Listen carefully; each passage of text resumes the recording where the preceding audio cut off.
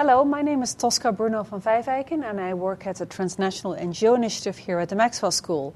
Today I'm interviewing Derick Brinkerhoff, who is Distinguished Fellow at RTI International. And this brief interview will focus primarily on career-related questions. Thank you, Derick, for allowing us to interview you today. I know this will be a helpful tool for students and faculty alike. Maybe I should preface my couple of questions by asking you to just briefly describe RTI International so that people can situate you within this step in your career. Okay. RTI International is a large nonprofit research organization that does a mix of hard science, policy research, and in the international development arena, project and program implementation. Our major funder for that is the U.S. Agency for International Development. I see. And can you just briefly describe the trajectory of your career so that students can kind of catch up where I'm going to ask you about what your work today looks like? Okay, I started as a Peace Corps volunteer in Chad over 40 years ago and came back to school. And from there, I did several years of independent consulting, mostly for USAID, and then eventually took a job inside the agency and was there for about 2.5 years. And from there, moved to a newly created center at the University of Maryland that took me to Haiti for 4.5 years as an advisor to the Ministry of Planning, and then 6 years on the campus as the Associate Director for Research of the center. That center had some funding difficulties, and we ended up closing it, and I moved to a private sector organization called Apt Associates, where I spent 10 years. And then for the last 7 years, I've been at RTI. That's a wonderfully diverse career where you've worked in academia, you worked very much as a practitioner, you worked with a consulting company, now you work with a contract research organization. So that's a very interesting example to ask the next couple of questions. A very simple question. What does a typical day for you look like? What should students imagine if you work at an organization like RTI at your level? Well, I have I'd say a rather distinctive position in that being a fellow within RTI gives me a portfolio that looks at doing research and scientific stature work and dissemination that your average RTI person who's in the international group is much more involved in implementing projects, doing proposals, and responding to RFPs. Okay. So I don't do that much of that.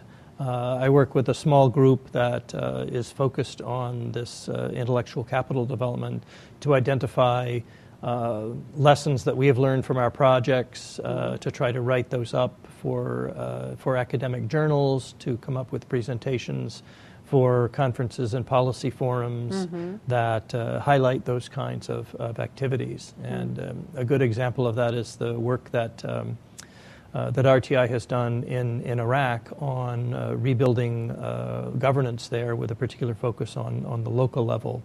And I've been one of the researchers who's been trying to identify lessons out of that work for the broader post-conflict and stabilization communities. So basically, should I see your role in RTI as being in the more or less reflective arm of the organization for its international work, at least? I'd say an arm is probably an overstatement. Okay, in terms of size. It's more like just a few people. Okay. And that doesn't mean I do have some project responsibilities. I work on a health systems strengthening project. That's funded by USAID. So I do go out in the field on occasion. Now, you've told me in the past you have done an undergraduate degree in anthropology, I believe, correct? And then a master's in the MPA, and then a doctorate at Harvard, correct? Right. If you can think back to the things you learned during those various degrees, and thinking now about the Maxwell students here, what type of knowledge and skills that you learned during your undergraduate and graduate education were proved to be most useful in that very diverse career that you've had since then? Well, I certainly think that some of the basic courses that I took in the master's program around public policy, public bureaucracies, organizational theory, those kinds of things I found very helpful in terms of analytic work, Certainly the kinds of team-based courses that characterize a lot of education today. I had some of that, and that's certainly a key point, is that often doing work in the field, you're never doing it on your own. You're always part of some group. So an understanding of team dynamics, project planning, and just how to manage activities and groups of people doing things is extremely important, as well as more substantive knowledge around particular sectoral applications and all. Okay. And my third and last question is, and it's a fairly broad question, what career advice do you want to give to those students here at Maxwell who wish to pursue a career that will either involve working in an NGO or with an NGO? Well, I think certainly a key one is to make sure that the organization that you're contemplating working with fits with the values and interests that you yourself share in terms of pursuing an international career. And then look on that as a way to frame what it is you feel that is the highest priority for you.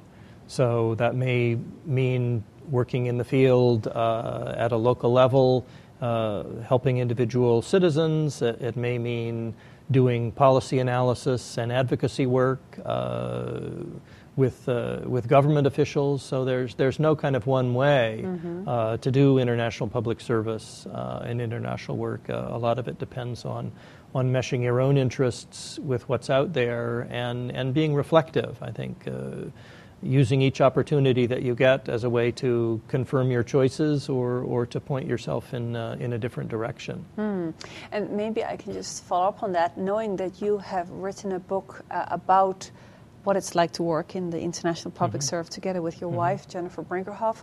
Are there another couple of lessons that you'd like to pass on to Maxwell students from that book? Well, I think one is that each of the profiles of the people that we have in the book talk about their early experiences, either with their parents or early acquaintances, and how that framed their sense of who they are and where they want to go. And I think another point that comes out of the book is that trying to figure out ahead of time where you're going can be very difficult, that your career path only looks like a path when you turn around and look back. Yes, indeed. So the kinds of choices that you make are not necessarily going to look like a logical flow until you've taken them, until you're reflecting on what you've done. Well, thank you. This has been extremely helpful. Thank you very much. You're welcome.